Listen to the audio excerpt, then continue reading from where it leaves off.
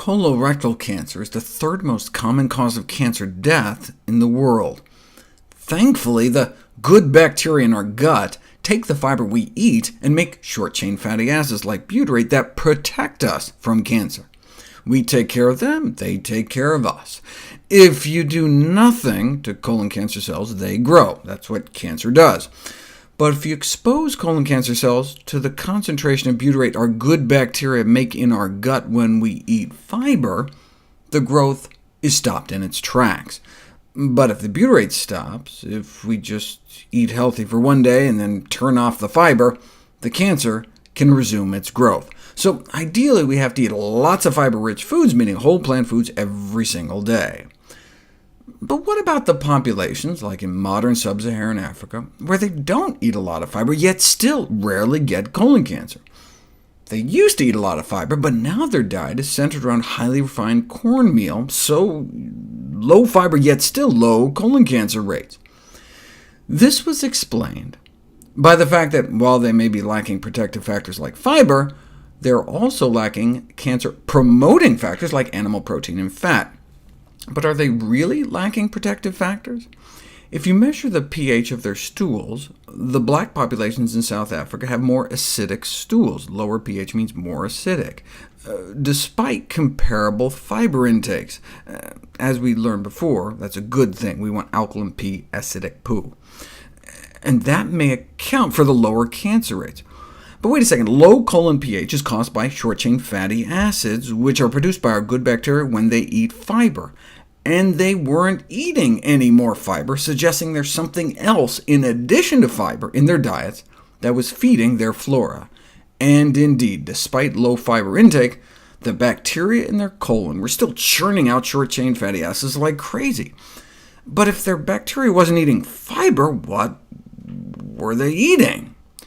Resistant starch. The method of cooking and eating the cornmeal as a porridge resulted in an increase in something called resistant starch, which acts in the same way as fiber in the colon, as a prebiotic, a food for our good bacteria to produce those same cancer-preventing short-chain fatty acids.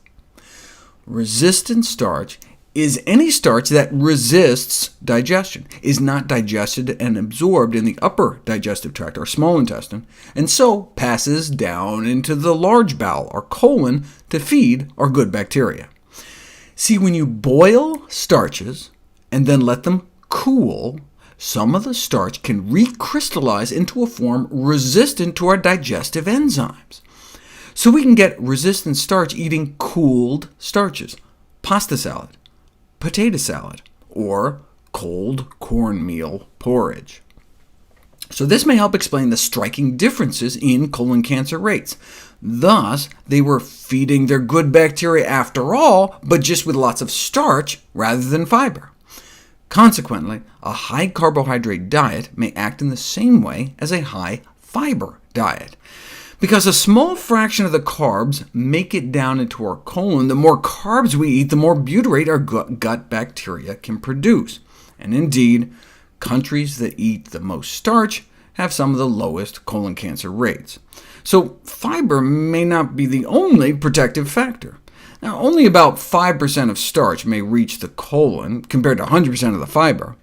But we eat up to 10 times more starch than fiber, so it can potentially play a significant role feeding our flora. So we're talking about even non-resistant starch. So the protection Africans enjoy from cancer may be twofold: a diet high in resistant starch and low in animal products.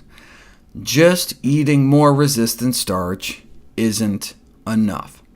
See, meat contains or contributes to the production of presumed carcinogens such as N-nitroso compounds.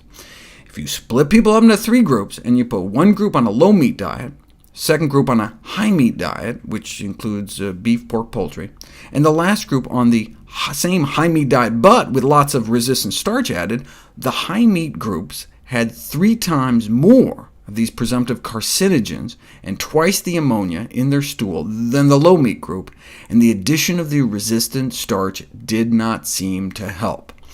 This confirms that exposure to these toxic compounds is increased with meat intake, and 90% was created in our bowel. So it doesn't matter if we get nitrite-free, uncured fresh meat. These nitrosamines are created from the meat as it sits in our colon. This may help explain the higher incidence of bowel cancer in meat-eating populations, along with the increase in ammonia, neither of which could be helped by just adding resistant starch on top of the meat. So the deleterious effects of animal products on colonic metabolism override the potentially beneficial effects of other protective nutrients.